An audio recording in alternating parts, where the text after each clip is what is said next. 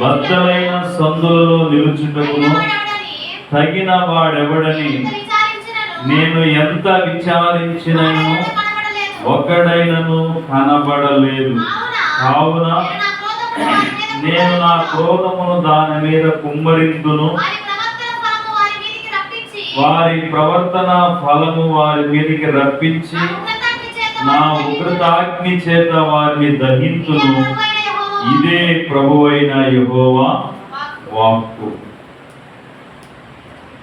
దేవుడు తన వాక్యము మన వినికిడిలో దీవించును గాక. ప్రభునందు ప్రియమైన దేవుని బిడ్డలారా, ఈ రాత్రి హెచ్కేల్ గ్రంథం 22వ అధ్యాయం 30వ వచనాన్ని 31వ వచనాన్ని మనము చదువుకున్నాం. ఈ వచనాలలో మనకు కనబడుతున్న ఒక ముఖ్యమైన విషయం ఏంటంటే, బద్దలైన సందులలో నిలుచుటకు తగిన వాడు కావాలి.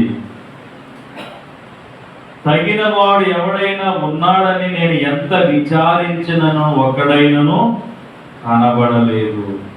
ప్రభు అయిన యేసు లేకపోతే హెచ్కేల్ ప్రవక్త ద్వారా దేవుడు మనతో మాట్లాడుతున్న మాట ఏంటంటే, నేను దేశమును పాడు చేయకుండానట్లు ప్రాకారమును దిట్టపరచుటకు బద్దలైన సందుల్లో నిలుచుటకు తగిన వాడెవడని ఎంత విచారించినను ఒక్కడైనను నాకు కనబడలేదు. ఈ మాట మీకు అర్థమైంది? అసలు అర్థమైందమ్మా? దేవుడు వెతుకుతున్నాడు ఎవరి కోసం అంటే, దేశము పాడు చేయకోకుండా దేవుడు ఉగ్రత రాకుండా ఉండాలంటే బద్దలైపోయిన సందులలో అడ్డుగా నిలబడడానికి ఒక వ్యక్తి కావాలి అని దేవుడు వెతుకుతున్నాడు. ఆ వ్యక్తి కనబడితే దేశాన్ని దేవుడు పాడు చేయడు. దేవుని ఉగ్రతాగ్ని చేత దాన్ని కాల్చడు, దాన్ని కాపాడతాడు అని దేవుడు మాట్లాడుతున్నాడు. ప్రియులారా, ఇప్పుడు దేవుడికి ఎవరు కావాలి అంటే, బద్దలైన సందులలో అడ్డుగా నిలబడేవారు కావాలి. ఈరోజు ప్రాముఖ్యమైన విషయం ఏంటంటే, దేవుని పిల్లలారా, దేవుని కోపాగ్ని నశించిపోతున్న లోకంలో ఉన్న మనుషుల మీదకి అడ్డుగా అది రాకోకుండా రక్షణ పొందిన నువ్వు నేను దేవుని కోపాగ్నికి అడ్డుగా నిలబడాలి. అది దిగకుండా ఇదే బద్దలైన సందులోంచి ఉగ్రత రాకోకుండా ఉండాలి అంటే మనం అడ్డుగా నిలబడాలి. దేవుడు అక్కడ చెప్పగానే చెప్తున్నాడు, నేను దేశాన్ని పాడు చేయకుండా ఉండాలంటే, అర్థమైందా? ప్రాకారమును దిట్టపరచు అంటే దిట్టముగా గట్టిగా ఉండాలి అంటే ఒకడు అడ్డుగా నిలబడేవాడు కావాలి. అది ఎవరంటే, దేశం కొరకు ప్రజల కొరకు దేవుని సన్నిధిలో కూర్చుని విజ్ఞాపన ప్రార్థన చేసేవారే అడ్డుగా నిలబడేవారు. దేవునికి స్తోత్రం. కాబట్టి రాత్రి దేవుని పిల్లలారా, ఇప్పుడు మనం విజ్ఞాపన ప్రార్థన చేస్తున్నామంటే అర్థమేంటో తెలుసా? దేవుని ఉగ్రత రాకపోకుండా అడ్డుపడుతున్నాం.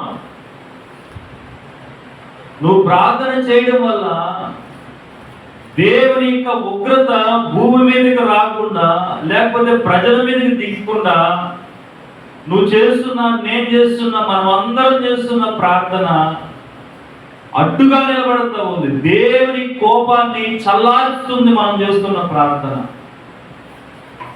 నువ్వు నేను ప్రార్థన చేయకపోతే దేవుని ఉగ్రత భూమి మీదకి దిగుతుంది. దేవుని పిల్లలారా, కాబట్టి హెచ్కేల్తో దేవుడు మాట్లాడుతూ, ఒక్కడైనా నాకు కనబడలేదు. నేను దేశాన్ని పాడు చేసేవాడిని కాదు, కాపాడేవాడిని. కానీ ఒక్కడైనా ప్రజల కోసము, దేశం కోసము, పాడైపోతున్న మనుషుల కోసం ప్రార్థన చేసేవారు ఒక్కడైనా కనబడతాడేమోనని ఎదురు చూశాను. ఒక్కడుంటే వాడిని బట్టి నేను ఆ దేశాన్ని పాడు చేయకుండా ఉందామని. కానీ ఒక్కడ కూడా కనబడలేదంట. దీనికి సంబంధించిన మాట ఒక చోట కనబడదు, చూడండి. అక్కడ ఇర్మియా గ్రంథం 5వ అధ్యాయంలో మొదటి వచనం, అక్కడ కూడా దేవుడే చెప్తున్నాడు ఇర్మియాతో. చదవండి ఒకసారి. ఇర్మియా గ్రంథము 5వ అధ్యాయము మొదటి వచనాన్ని చదివితే, యెరూషలేము వీధులలో అటు ఇటు పరిగెత్తుతూ చూచి తెలుసుకొనుడి, దాని రాజవీధులలో విచారణ చేయుడి, న్యాయము జరిగించుచు నమ్మకముగా ఉండ యత్నించుచున్న ఒకడు మీకు కనబడిన యెడల నేను దానిని క్షమించును. ఒక్కడు మీకు కనబడిన యెడల యెరూషలేమును నేనేం చేస్తాను? క్షమిస్తాను. ఇక్కడ అంటున్నాడు యేసు, మనం చదువుకున్న మాటలో, ఒక్కడైనా ఖాళీ బద్దలైపోయిన సందుల్లో అడ్డుగా నిలబడతాడేమో అని చూస్తున్నారు, కానీ ఒక్కడు నాకు కనబడలేదు. ఈ రాత్రి నేను చెప్తున్న మాట, ఆ ఒక్కరము అడ్డుగా నిలబడేవారము నువ్వు నేనై ఉంటే ఎంత బాగుండు. అది మనమే అయి ఉండాలి.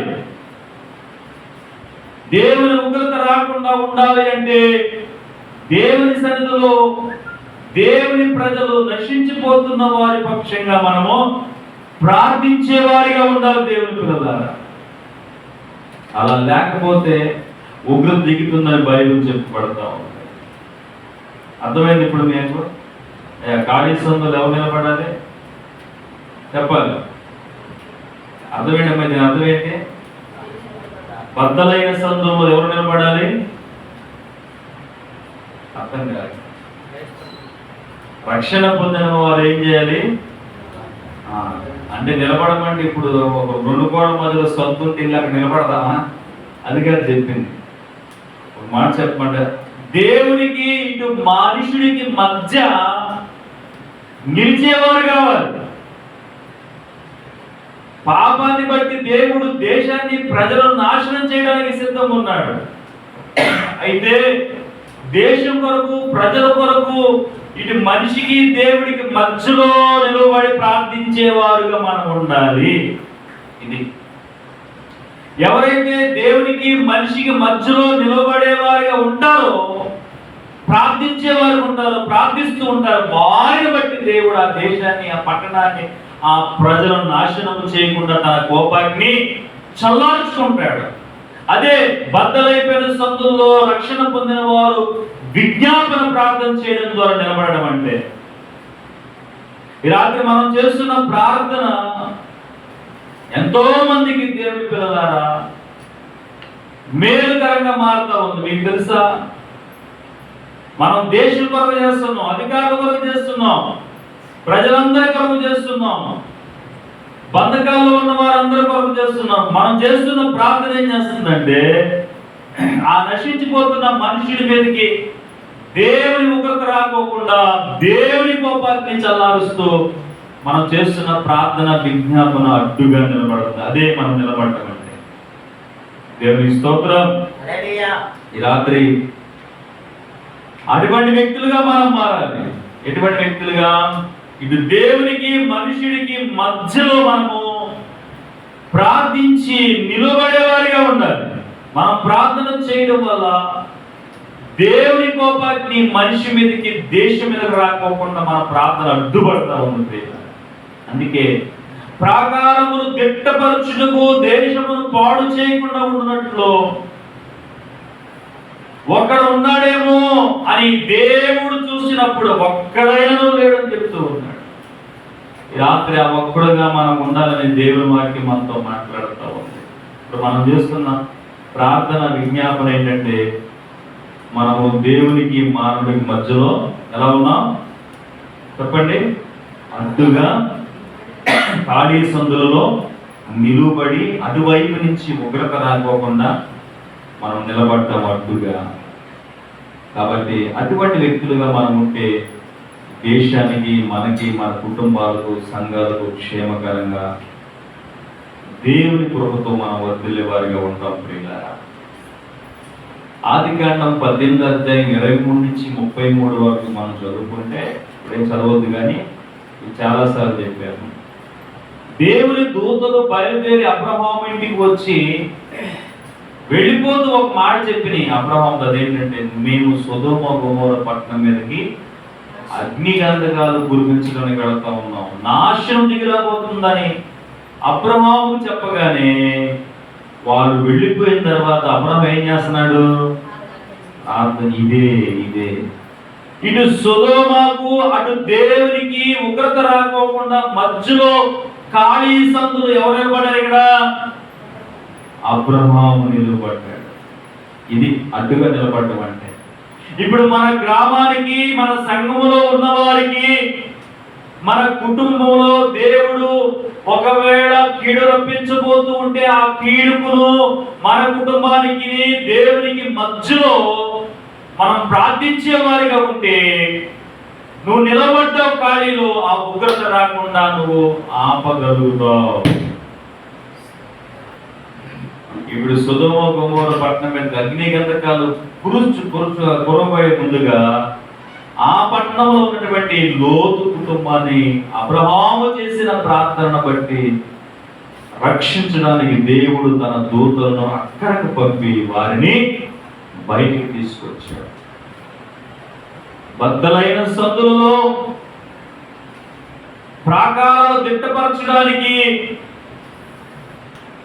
దేశం పాడు కాకుండా ఉండడానికి, రక్షణ పొందిన నువ్వు నేను మనమందరము ఆ ఖాళీ సందులలో నిలబడే వారిగా ఉండి ప్రార్థించాలి. ఇదే మనం చేస్తున్న ప్రార్థన ద్వారా దేవునికి నశించిపోతున్న మనిషికి మనము అడ్డుగా ఉన్నామని గుర్తుపెట్టుకోవాలి. అబ్రహాము సొదొమ వరకు అబ్రహాము ఖాళీ సందులు అడ్డుగా నిలబడ్డాడు. చూడండి, 106వ కీర్తనలో ఒక మాట మనం చదువుకుంటే 106వ కీర్తన 23వ వచనం చదవండి. అప్పుడు ఆయన నేను వారిని నశింపజేసేదనను, అయితే ఆయన కోపము చల్లార్చుటకే ఆయన ఏర్పరచుకున్న మోషే ఆయన సన్నిధిని నిలిచి ఏం చేశాడు? ఆయన సన్నిధిని నిలిచి ఏం చేశాడయ్యా? అడ్డుపడెను. తెలియదా మాట? 106వ కీర్తన ఏం చేశాడంట మోషే? ఇశ్రాయేలు మీదకి ఏమొచ్చింది? దేవుని కోపము రగులుకుంది. ఆ కోపం వచ్చిందంటే ఇశ్రాయేలు అందరూ ఏమైపోతారు? నాశనం, చనిపోతారు. అటువంటి సమయంలో మోషే వెళ్ళి అక్కడ అడ్డుగా నిలబడ్డాడు. ఇదే మనం చేస్తున్న పాపపు పనులకు, మన అవిధేయతలకు ఈ భూమి, ఈ ప్రపంచం ఎప్పుడో నాశనం కావలసిన పరిస్థితి. దేవుని కోపము మన మీదకి ఎప్పుడో రావాల్సిందే. ఉదాహరణ కనుక్కుందామండి, మన కుటుంబాల మీద కూడా దేవుని కోపం ఉగ్రత ఎప్పుడో రావాల్సిందే. కానీ ఎందుకు రాలేదు అంటారు? వచ్చినా ఎందుకు తప్పిపోయింది అంటారు? ఎన్ని మరణాలు మన కుటుంబంలోకి రావాల్సి ఉంటుంది ఇప్పుడు దాకా. ఎందుకు దేవుడు అడ్డుపడ్డాడు అంటే, దేవుడు అడ్డుపడ్డా, ఎవరో ఒకరు మన కొరకు ప్రార్థన చేయడాన్ని బట్టి. ప్రియ దేవుని బిడ్డలారా, వారు మన గురించి దేవుని దగ్గర విజ్ఞాపన చేయడాన్ని బట్టి దేవుని కోపం మన మీదకి, మన కుటుంబం మీదకి, మన ప్రాంతం మీదకి రాకోకుండా మధ్యలో నిలబడి ప్రార్థిస్తున్న వారి ప్రార్థన అడ్డుపడింది. ఇదే బద్దలైన సందులలో నిలబడడం అంటే ఇదే. అబ్రహాము సొదొమ కొరకు అడ్డుగా నిలబడ్డాడు. ఇక్కడ మోషే, మరోసారి చదవండి అన్నమాట. అప్పుడు ఆయన నేను వారిని నశింపచేయుదునను, అయితే ఆయన వారిని నశింపచేయకుండానట్లు ఆయన కోపము చల్లార్చుటకై ఆయన ఏర్పరచుకున్న మోషే ఆయన సన్నిధిని నిలిచి అడ్డుపడెను. ఎంత మంచి మాట అండి, మాట ఎంత చక్కగా ఉంది. ఆయన సన్నిధిని నిలిచి మోషే ఏం చేశాడు? అడ్డుపడ్డాడు. ఇప్పుడు మనం చేస్తున్న ప్రార్థన ఏం చేస్తున్నామా? ఉగ్రత కొంతమంది రాకుండా, కొన్ని కుటుంబాల మీద రాకోకుండా, నువ్వు వారి కోసం నువ్వు ప్రార్థన చేస్తున్నప్పుడు దేవుని కోపం రాకుండా మనము దేవుని సన్నిధిలో అడ్డుపడుతున్నాం. రాత్రి నీ కుటుంబం మీదకి రావాల్సిన శిక్ష రాలేదు అంటే ఎవరో చేస్తున్న ప్రార్థన అడ్డుపడింది. వారు నీ కొరకు ఖాళీ సందులలో నిలవబడ్డారు. మన సంఘము పిల్లరా, దేవుని ఉగ్రత రాకోకుండా మన కుటుంబాలు, మన సంఘం ఉన్న వారి, మన ప్రాంతం కాపాడబడతా ఉందంటే ఎవరో ఖాళీ సందులలోంచి దేవుని ఉగ్రత రాకుండా అడ్డుపడతా ఉన్నారు, ప్రార్థన చేస్తా ఉన్నారు. చెప్పండి అయ్యా, సొదొమ కొరకు ఎవరు నిలబడ్డారు? ఇక్కడ ఇశ్రాయేలు మీదకి ఎవరు కోపం వచ్చిందంట? ఆ కోపం చల్లార్చుటకు. కోపాన్ని ఏం చేస్తున్నాడు అని మీకు అర్థం కాలేదు. ప్రార్థన ఏం చేస్తుంది? దేవుని కోపాన్ని చల్లారుస్తుంది. ఇంకో మాట కూడా చెప్తా. కోపం ప్రార్థన ఏం చేస్తుందంటే దేవుని కోపం చల్లార్చడమే కాదు, దేవుని కోపాన్ని మళ్ళిస్తుంది కూడా. మన మీదకి రావాల్సిన ఉగ్రత ఏం చేస్తుందంటే ప్రార్థన అడ్డుపడినప్పుడు ఏం చేస్తుందంటే ఇటు రావాల్సింది ఇటు తిరిగిపోయేది పోతుంది, మళ్ళిస్తుంది. అడ్డుపడడం వల్ల మళ్ళించబడుతుంది దేవుని కోపం. అడ్డుగా ఉండడం వల్ల, ప్రార్థించడం వల్ల దేవుని కోపం చల్లార్చబడతా ఉంది. నినెవే పట్టణ ప్రజల మీదకి 40 రోజులు ప్రకటించాడంట యోనా. వాళ్ళందరూ ఉపవాసం ఉండి ప్రార్థన చేసినప్పుడు దేవుని కోపం ఏమైంది? చల్లారిపోయింది. దేవుడు మనసు మార్చుకున్నాడు. ఈ రాత్రి మనకు అర్థం కావాలి, ఎన్ని కుటుంబాలు ఇప్పటికీ నాశనం అయిపోయి ఉండవలసిందో. ఈవెన్ మన కుటుంబాలు కూడా, మన జీవితాలు కూడా ఎవరో ఒకరు నీ కొరకు ప్రార్థన చేస్తూ ఉండకపోతే మనం ఎప్పుడో పాపములో పడి ఉండేవారు, మనం ఎప్పుడో మరణ బంధకాల్లో చిక్కుకొని ఉండేవారు, మనం ఎప్పుడో ఆయన కోపానికి బలైపోయేవారు, మనం ఎప్పుడో బలహీనమైపోయేవారు. అడ్డుగా నిలబడుతున్నారు. ఈరోజు మనం కూడా అడ్డుగా, చెప్పండి, మనం కూడా అడ్డుగా నిలబడడం అంటే ఏంటి? అందరి కొరకు విజ్ఞాపన చేయడం. విజ్ఞాపన చేయడం వల్ల అడ్డుగా నిలబడుతున్నాం. దేవుని పిల్లలారా జ్ఞాపకం చేసుకోండి. రాత్రి ప్రభు సన్నిధిలో ఖాళీ సందులలో దేవుని ఉగ్రత రాకుండా, దేశం పాడు కాకుండా, ప్రాకారాలు బలంగా ఉండాలి అంటే, దిట్టంగా ఉండాలి అంటే మనం నిలవబడి అందరి కొరకు ప్రార్థన చేస్తే దేవుడు కాపాడతాడు. ఎస్తేరు గ్రంథం ఒకసారి, ఎస్తేరు గ్రంథం 4వ అధ్యాయం పాత నిబంధనలో ఎస్తేరు గ్రంథం ఎక్కడుంది? ఎజ్రా, నెహెమ్యా, 4వ అధ్యాయం 16వ రోజు చదవండి అమ్మా. నీవు పోయి యూదులందరినీ సమాజ మందిరమునకు సమకూర్చి నా నిమిత్తం ఉపవాసం ఉండి 3 దినముల అన్నపానములు చేయకుండుడి. నేను నా పనికత్తెలను కూడా ఉపవాసముందును, ప్రవేశించుట న్యాయ వ్యతిరేక్తముగా నున్నను, నేను రాజునందుకు ప్రవేశించుదును, నేను నశించెదను. ఎవరంటారు ఈ మాట? ఎస్తేరు. యూదులందరినీ చంపాలి అని రాజు ఒకరి మాట ద్వారా ఒక ఆజ్ఞ జారీ చేసి పంపించేశాడు. యూదులు ఉన్న పట్టణాలు, గ్రామాల్లోకి వెళ్ళి వారిని చంపడానికి సైనికులు వెళ్ళిపోయారు గుర్రాలు వేసుకుని. అర్థమవుతుందా? బయటికి వెళ్ళిపోయారు. ఇప్పుడు రాజు శాసనాన్ని మార్చాలి. ఆ శాసనం ఏంటి? యూదులందరూ ఏమైపోవాలని చెప్పాడు రాజు?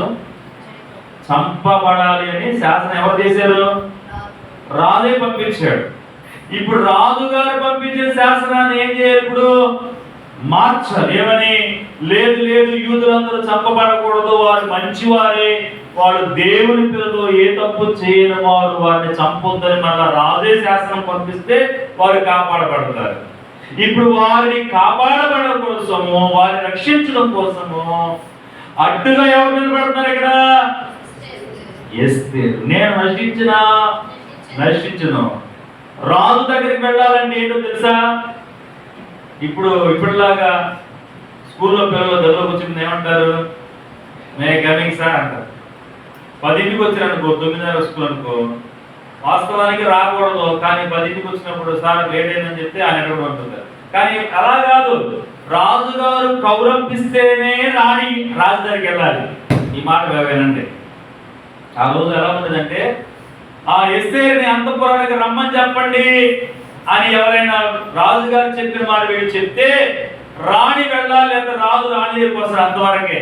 అంతవరకు కూడా రాణి ఎప్పుడు కూడా సాధించి రాజు దగ్గరికి వెళ్ళకూడదు. వెళితే రాజు కోపం వచ్చింది, రాజు ఈమెను బంధించి చంపండి అన్నా కానీ ఇక ఆ మాట తిరుగులేనే లేదు.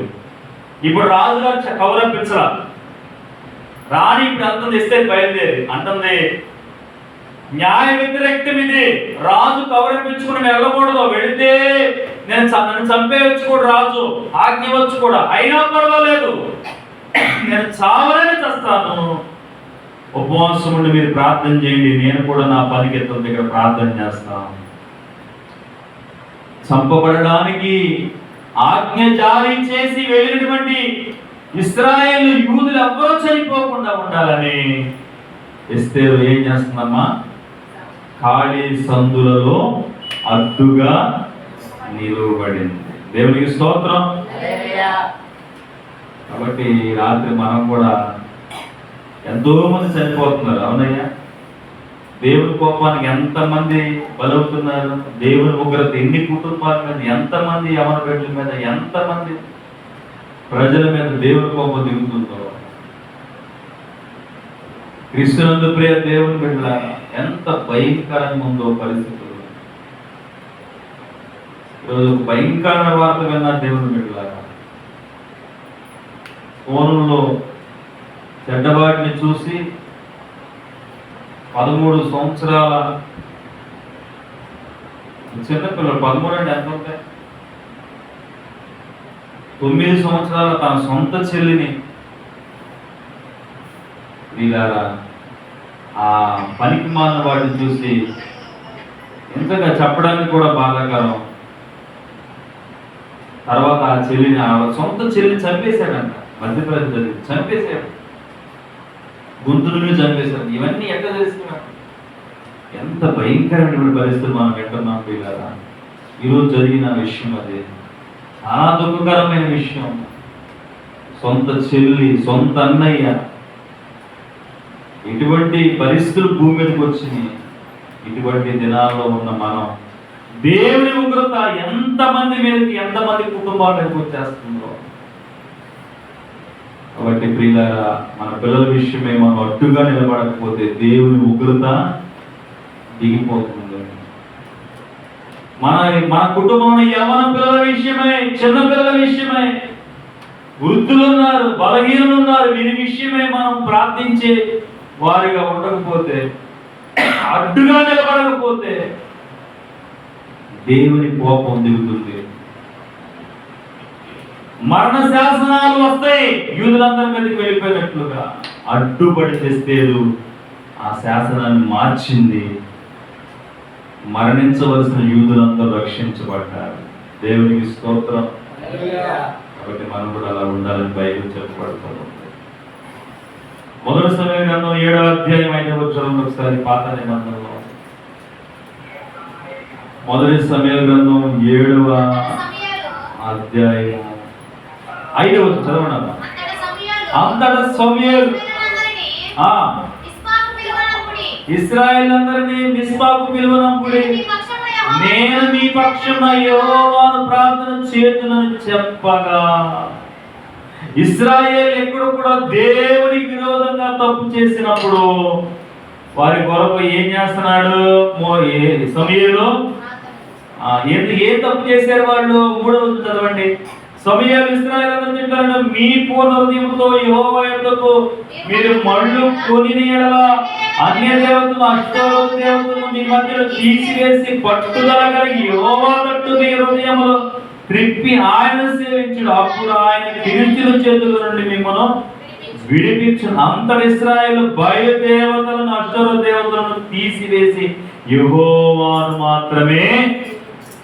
అంటే వీళ్ళు ఏం చేస్తున్నారంటే అన్య దేవతలను ఆరాధిస్తూ ఉండగా దేవుని కోపం రగులుతుంది.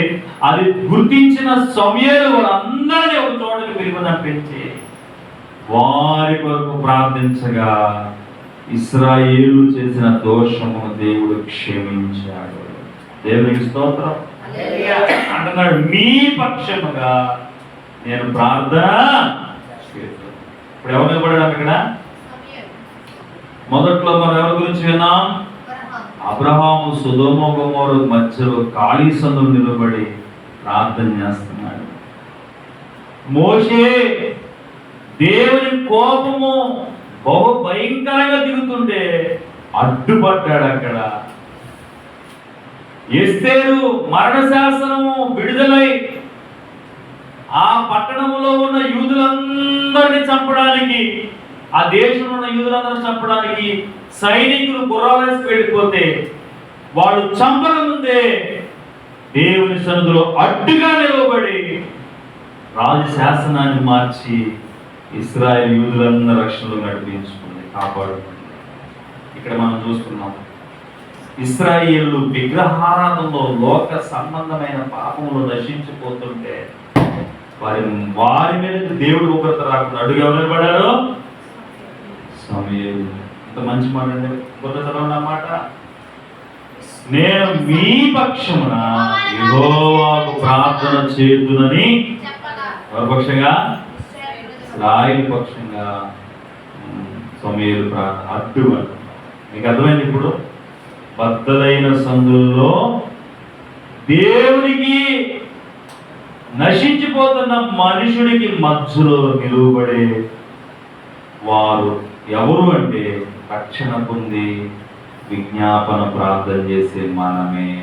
దేవునికి స్తోత్రం. చివరి మాట చెప్పి నేను ముగిస్తాను. లూకా సువార్త 23వ అధ్యాయం. మనందరి కొరకు మధ్యవర్తిగా నిలువబడిన మన ప్రభు అయిన యేసుక్రీస్తు గురించి చెప్తామా? లూకా సువార్త 23వ అధ్యాయము 34వ వచనం ఆఖరి మాట. యేసు తండ్రి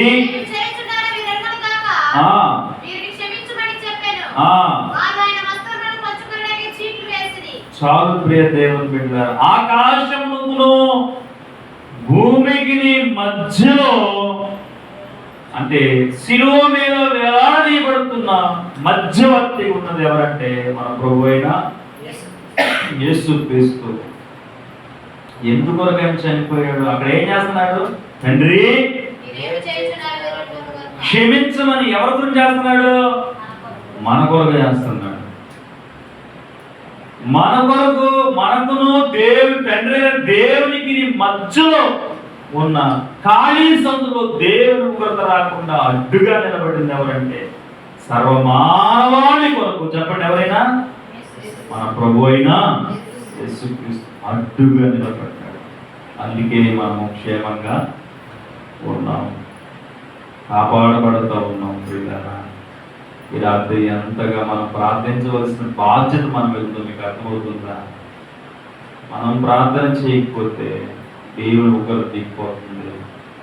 మన కుటుంబాల మీదకి రావచ్చు, మన పిల్లల మీదకి రావచ్చు, మన సంఘం మీదకి రావచ్చు, మన గ్రామం మీదకి రావచ్చు, మన బంధువుల మీదకి రావచ్చు. అదే మనం ప్రార్థన చేస్తే చెప్పండి ఖాళీ సందుల్లో ఖాళీ లేకుండా మనం ఉన్నాం కనుక, అడ్డుగా నిలబడ్డాం కనుక దేవుని ఉగ్రత రాకుండా ఆగిపోతుంది. కాబట్టి మనం ప్రార్థించవలసిన బాధ్యత చాలా ఎక్కువగానే. చెప్పండి ఒకసారి ముగించుకుందాం. దేవుడు అటు దేవునికి ఇటు మానవునికి మధ్య నిలబడమే ఖాళీ సందుల్లో నిలబడడం అంటే దీని అర్థం ఏంటి? ఆత్మీయంగా ప్రార్థన చేయడం, విజ్ఞాపన చేయడం. ఎవరెవరు చేశారు? ఇవి చాలా ఉన్నాయి కానీ నేను చెప్పట్లేదు. చెప్పండి, ఎవరెవరు చేశారు ప్రార్థన? అడ్డుగా ఎవరు నిలబడ్డారు? మొదటిగా అబ్రహాము. ఎక్కడ? దేనికి?